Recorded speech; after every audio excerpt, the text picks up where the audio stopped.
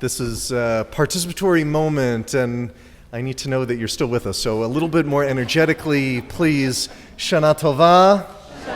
Excellent. Okay. You're going to need the study handout, which I hope you picked up on your way in. But does anybody need a copy? It's the piece that's entitled Fruit of the Tree. Anybody need? You're all so well prepared. Excellent.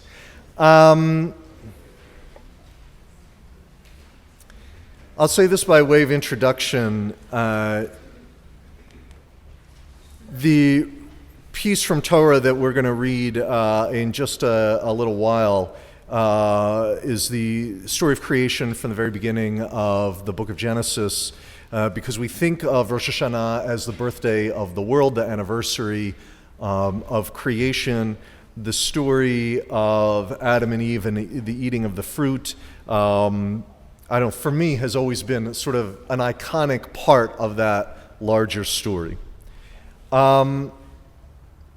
Those that are students of Jewish law, don't know if we have too many of them in the room, but those of us that know that the Jewish law traditionally defines itself as having 613 commandments. And traditionally the rabbis have said that the very first commandment to be found in Torah is a commandment to Adam and Eve to be fruitful and multiply. But the material we're going to be looking at today actually predates that command. The prohibition against the eating of the fruit of the tree, as we're going to look at in text number 1 in 1 second, comes before the fruitful and multiply piece. And it's telling that both sets of instruction with regards to the fruit, with regards to fruitful and multiply, both are attempts on the part of the biblical author, to address the question of sort of innate human nature and the drive both to procreate and also to eat, right? We can't function in terms of the essence of our humanity without either of these. And how interesting it is that at the very, very beginning of the Torah text that the biblical author wants to explore these questions. Let's look at text number 1, and then we'll address the problem which is at the heart of the matter. Text number 1 comes to us a splice from Genesis 2, verses 16, 17, followed by chapter 3, verses 6 and 7.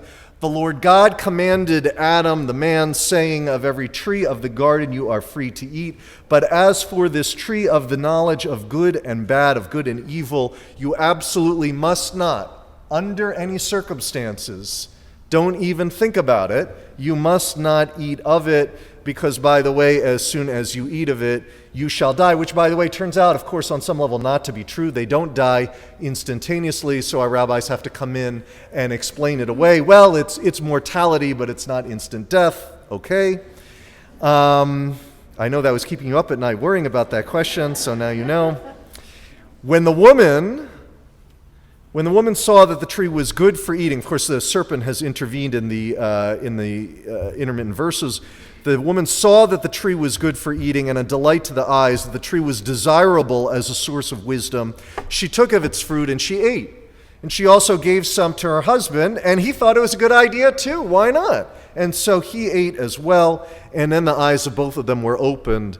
And oops, by the way, they perceived that they were naked. They didn't realize that. And in an effort to address, the text, by the way, seems to imply that there's some kind of shame that comes up after the eating of the fruit. There's an awareness and an embarrassment of their condition. And, they couldn't order clothing on Amazon with next day delivery. And so they had to sew for themselves some fig leaves and made themselves loincloths. So that's a review of the text.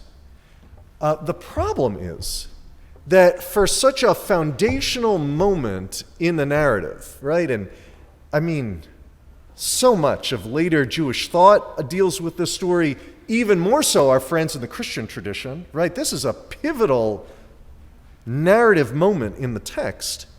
The biblical author does not tell us what kind of fruit it was. Do you see this, right? If you look in the text of text number 1, it does not indicate what kind of fruit it was. What fruit do we presume that it was? An apple, right? And the reason that we presume it is because so much of Renaissance Western art depicted the fruit as an apple. But the text does not specify what the fruit was.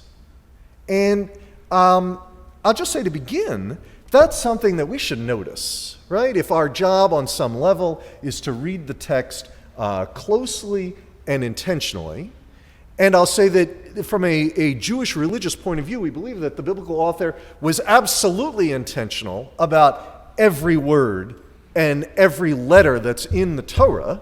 So either the biblical author was asleep at the wheel and forgot to put this detail into the text, or purposely chose not to be specific. Or maybe the biblical author presumed that it's in there and we just have to add it up in a certain way to figure it out. So this is what we're going to look at today, a few different commentaries as to what the fruit was. And I hope that by the end of the conversation, we'll have a new way of thinking, not only about this very, very specific textual question, but really a broader question about the implications for us in terms of eating in our lives today and living more broadly.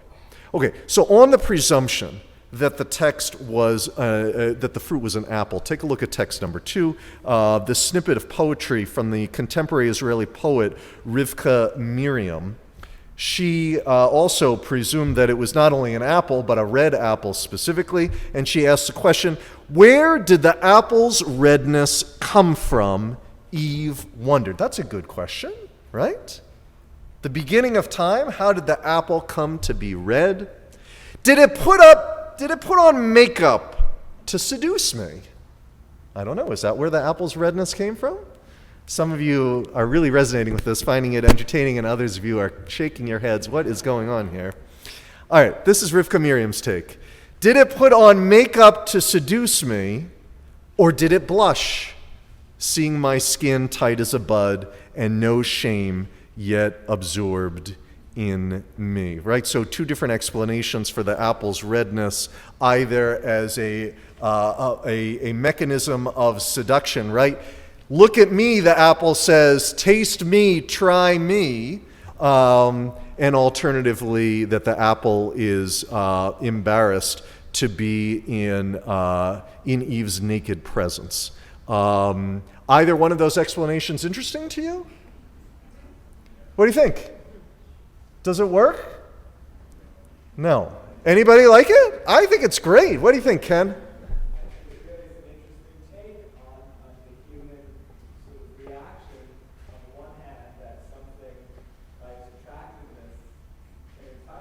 Yeah.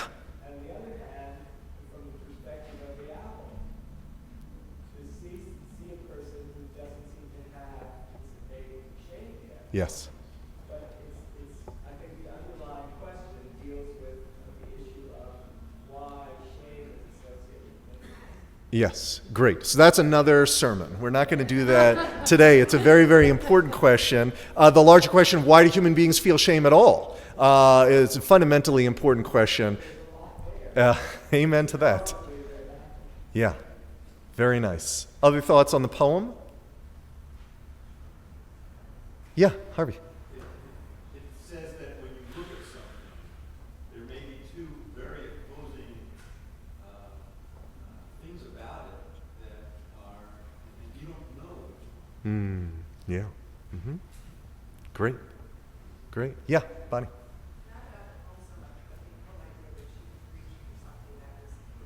Uh-huh.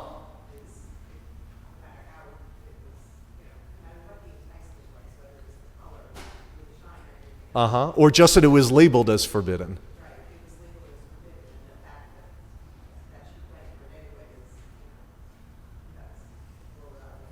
Yeah. So hold on to that because that's where we're going to end up at the end of this conversation. We're going in that direction. We're going to come back to it.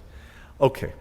So text number 3, right? I told you that that the fruit is depicted as an apple in Renaissance art, right?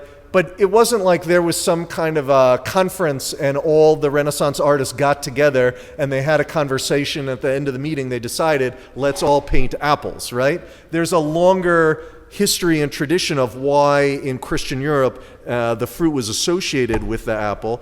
And Gunther Plaut, the editor of the Reform Movement's Torah commentary, shares with us this important linguistic detail. He writes, in Christian tradition, the fruit is generally thought to be an apple, both because it was a popular fruit in Europe and because the Latin translation of the Hebrew word ra for evil, right, tree of knowledge of good and evil, is malum, which also means apple. I'm not a Latin scholar. I'm going to presume that Rabbi Plaut is right. That seems like a really interesting explanation for how the fruit came to be associated with apple.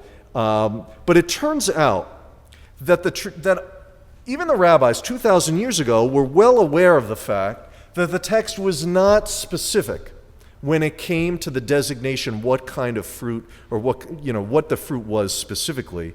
We do have some other nominees beyond apple for what the fruit could be. So one suggestion that the rabbis make is that it was wheat, which we don't ordinarily think of as fruit, of course, but the rabbis have this whole elaborate image of like the world's tallest wheat stalks growing together to kind of look like a tree. That's part of where they get this from. The other is the Hebrew word for wheat is chita, which sounds similar to the rabbis, similar to the word chet for sin. So if you were trying to avoid sin during this holiday season, you might want to avoid wheat. Those of you that are gluten-free, you're already well situated in this regard. Okay, another reading. Maybe it was a grape. Forget about the apple. Maybe there was a vineyard in the garden, and two explanations that the rabbis offer. One, because, of course, we associate grapes with wine, and so the abuse of grapes leads one to forget one's senses. Maybe Adam and Eve were drunk on some level, and therefore the transgression was committed. Alternatively, the rabbis are aware of the end of the story of Noah and the flood, in which the text notes that Noah and his family get off the ark at the end of the storm. And one of the first things that they do is that they plant, and more specifically that they plant grapes. The Zohar, the mystical commentary on Torah that we date from approximately the year 1300, suggests that the reason that Noah planted grapes after the flood was somehow to rectify the sin of the forbidden fruit that, we had, according to this reading, that Noah had chosen grapes to sort of balance out, grapes were eaten in the garden for bad, and so we have to plant grapes now for good. That's a stretch, I think, but what can I tell you? A third suggestion, Sukkot coming up right around the corner, 4 days after Yom Kippur. Maybe it was an etrog, because why not, right? The Hebrew word etrog related to the Hebrew word for desire, ragag. Okay, all of those get a big red X, in my opinion, neither of them compelling. But text number 5, I think that Rashi here does make a strong case for the fig. If you look back at text number 1, the only fruit to be mentioned in text number 1 in the original biblical text is the fig, right? This is the tree that Adam and Eve selected for the emergency garments. Do you remember? You with me? Yes. Okay. So Rashi notes that the reason, I'm at the top of the back side of the page, the reason that Adam and Eve chose the fig tree for their emergency clothing situation is because that's the tree of the fruit that they ate from. And Rashi goes further, with that which they sinned, they set themselves aright. I think that's a nice explanation that makes a certain internal sense according to the biblical text. Rashi goes on to say that that the other trees in the garden prevented Adam and Eve from taking their leaves for clothing. That he imagines this world in which the trees of the garden are empowered with their own personalities and a sense of voice and presence and feelings. And so this concern that as Adam and Eve now have committed the crime, so to speak, the fruit has been eaten, they're now in search of emergency clothing, and each of the trees, according to this version, each of the trees sort of steps back. Don't take my leaves for your clothing. I don't want to have anything to do with this situation. There's something kind of cute about that. Rashi goes on also.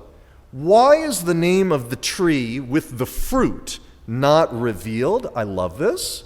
This is because God did not want to grieve any living being, including the trees, so that this tree would not be shamed forever and ever, so that people in the future wouldn't come along and say, this is the tree through which the world was stricken.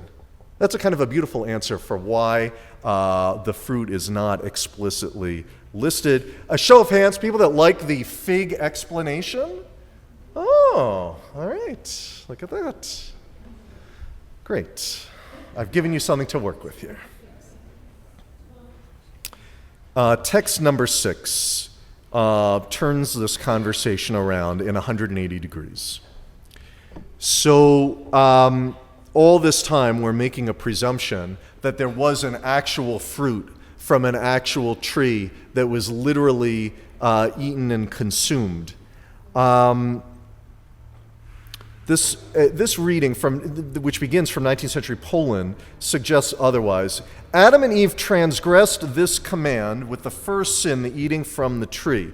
Rabbi Tzadok HaKohen teaches that the tree of life, the tree of life represents holy eating, while the tree of knowledge of good and evil represents eating suffused with physical pleasure. So it's not so much that there are two different trees with two specifically different kinds of fruit, but rather two trees that represent two ways of eating and living in the world. Based on this, Sarah Yehudit Schneider, contemporary teacher of Torah in Jerusalem, writes that humanity's first sin was not Adam and Eve's eating of forbidden fruit, but rather the way in which they ate it. That they were sort of starving and in a hurry. They were hungry. They wanted to scarf it down as quickly as possible. They weren't thinking about what they were doing. The tree of knowledge was not a tree or a food or a thing at all. Rather, it was a way of eating. Whenever a person grabs self-conscious pleasure from the world, that person falls at that moment from God consciousness. Whenever we eat without proper kavanah or intention, we repeat this original sin. The primary fixing of human civilization is to learn to eat in holiness. This piece comes from a larger article called We Are How We Eat by Rabbis Yonatan Nerel and Julian Sinclair. The website link is indicated here, and I highly recommend it if you're interested in the subject matter. But based on this 19th century commentary from Rabbi Tzadok HaKohen, the idea here is that the fruit wasn't a specific food, but rather was a mindset. And for those of us that are interested in some of the teachings from the world of meditation and sort of mindful living, right? This hits very close to home. This notion that how we eat matters as much as what we eat, and that there's a danger. Even if you don't want to make this theological and you don't want to talk about the danger of the relationship between us and God, there certainly is a danger that comes about in the relationship between us and the earth. If we see food as simply a kind of a utilitarian device, it's just there for us to take and consume and move on with our lives, it devalues the food itself.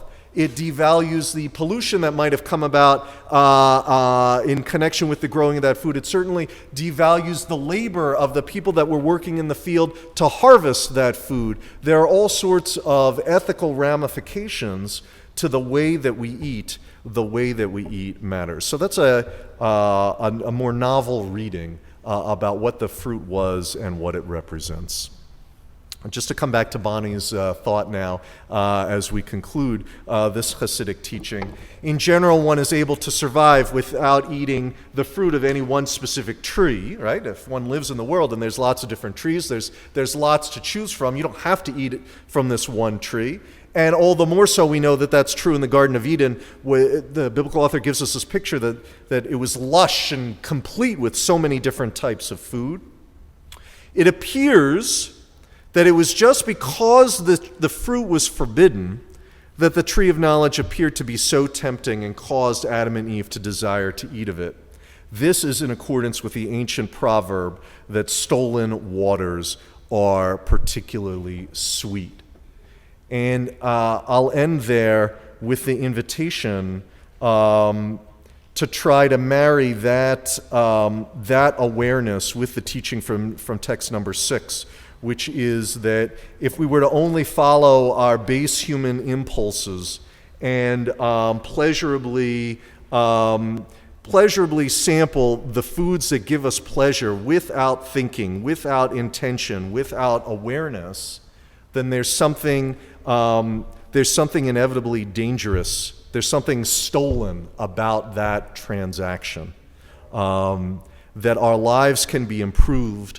Our eating can be improved. Our relationship with nature, with the world, with God can be improved when we somehow can figure out a way to slow ourselves down, to take a breath before we eat. Of course, Jewish tradition would say a blessing. That's a way of slowing it down. If you're not inclined to say a blessing, to pause, to have some awareness about what you're doing, to sort of express this inner sense of gratitude for all the different people that were involved in getting this food to your table, that in doing so, the eating becomes less transactional and more on some level relational. A really, really important piece of learning to come out of this ancient story, which does not tell us what kind of fruit it was.